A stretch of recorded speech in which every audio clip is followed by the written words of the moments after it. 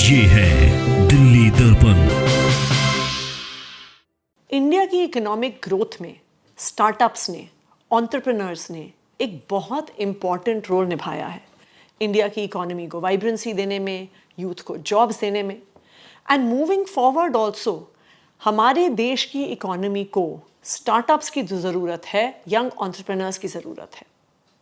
लेकिन अनफॉर्चुनेटली हम एक तरफ तो बात करते हैं स्टार्टअप्स को प्रमोट करने की, हम एक तरफ बात करते हैं स्टार्टअप इंडिया जैसी पॉलिसीज़ की, लेकिन दूसरी तरफ जीएसटी काउंसिल काफ़ी ऐसे डिसीजंस ले रहा है जो हमारे देश के स्टार्टअप इंडस्ट्री के सबसे बड़े सेक्टर को ख़त्म करने की ओर बढ़ रहा है।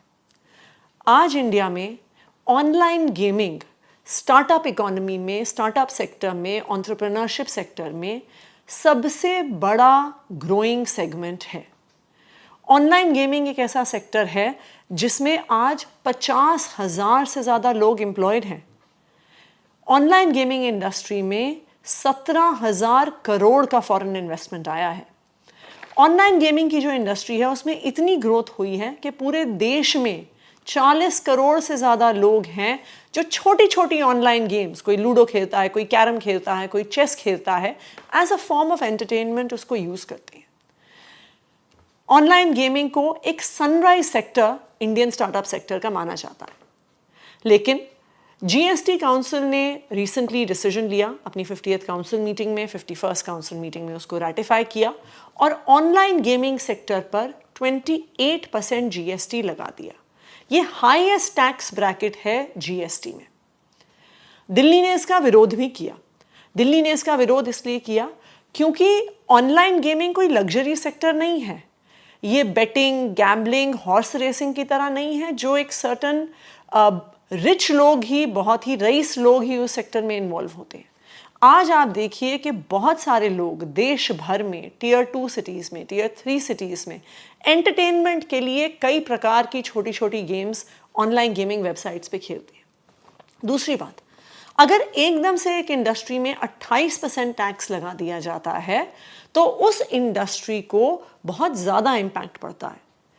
अगर जो लीगल ऑनलाइन गेमिंग इंडस्ट्री है उसको हम इतना ज़्यादा टैक्स करेंगे और वो इंडस्ट्री उससे ख़त्म हो जाती है, बहुत सारे स्टार्टअप्स बंद हो जाते हैं। So we are also opening ourselves out to the illegal online betting and gambling industry. लेकिन फिर भी जीएसटी काउंसिल ने ये डिसीजन लिया। अच्छी बात ये थी कि जीएसटी काउंसिल ने ये भी डिसीजन लिया कि हम 6 महीने के अंदर अंदर 28% के टैक्स को रिव्यू करेंगे। अगर इससे इस सेक्टर में बहुत ज़्यादा डाउनफॉल आई है तो उसको रिकंसिडर करेंगे। 1 अक्टूबर से ये 28% टैक्स लागू होना था, लेकिन उससे पहले ही जीएसटी काउंसिल के डीजीजीआई ने सारी ऑनलाइन गेमिंग इंडस्ट्री को पिछले 6 साल के लिए 1.5 लाख करोड़ के टैक्स एवेजन नोटिसेस भेज दिए। आप सोचिए कि एक इंडस्ट्री है जिसकी वैल्यूएशन मीडिया रिपोर्ट्स के अनुसार 23,000 करोड़ की है। एक 23,000 करोड़ की इंडस्ट्री को 1.5 लाख करोड़ के टैक्स नोटिसेस मिल जाते हैं। इससे क्या होगा? इससे पूरा सेक्टर खत्म हो जाएगा। कोई भी कंपनी नहीं बच पाएगी जो अपनी वैल्यूएशन जितना टैक्स भर पाएगी। फॉर एग्जाम्पल, एक कंपनी है जिसकी टोटल वैल्यूएशन आज के दिन में 19,000 करोड़ है। एक 19,000 करोड़ की कंपनी को 10,000 करोड़ का नोटिस आया हुआ है। ऑब्वियसली वो कंपनी ये टैक्स नहीं भर सकती। इसका नतीजा क्या होगा? इसका नतीजा ये होगा कि ये कंपनियां टैक्स नहीं भर पाएंगी। ये टैक्स भरने के लिए ये कंपनियां बंद हो जाएंगी। अगर ये कंपनियां बंद हो गई तो जो 50,000 से ज़्यादा यंग लोग, प्रोग्रामर्स इस कंपनीज में काम कर रहे हैं, वो बेरोजगार हो जाएंगे। दूसरी बात, इस पूरे सेक्टर में जो आगे बढ़ के एम्प्लॉयमेंट देने का पोटेंशियल है वो ख़त्म हो जाएगा। तीसरी बात, ये एक ऐसा सेक्टर है जिसमें ऑलरेडी 17,000 करोड़ का फॉरेन इन्वेस्टमेंट आ चुका है। 25,000 करोड़ का और foreign investment in the pipeline था। लेकिन जब इतना अनस्टेबल टैक्स एनवायरनमेंट है, जब इतना अनस्टेबल इन्वेस्टमेंट एनवायरनमेंट है, तो कौन सा फॉरेन इन्वेस्टर इन कंपनीज में इन्वेस्ट करना चाहेगा?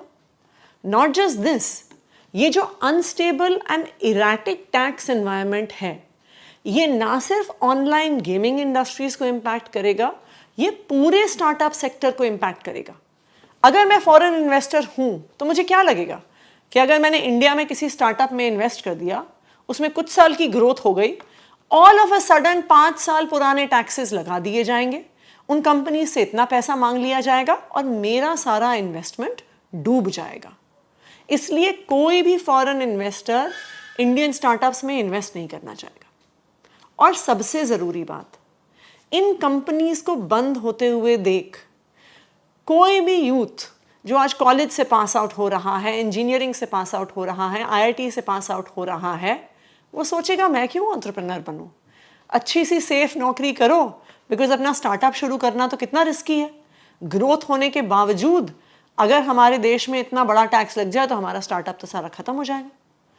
अगर हमारे देश का यूथ स्टार्टअप्स करने से डरने लग जाएगा तो हमारे देश का अगला फ्लिपकार्ट कहाँ से आएगा, हमारा अगला पेटीएम कहाँ से आएगा, हमारा अगला जोमेटो कहाँ से आएगा, हमारा अगला ओयो कहाँ से आएगा, हमारा अगला भारत पे कहाँ से आएगा। इसलिए ये बहुत ज़रूरी है कि इस तरह के नोटिसेस को जो ऑनलाइन गेमिंग इंडस्ट्री को ख़त्म करना चाहते हैं, इनको विड्रॉ किया जाए।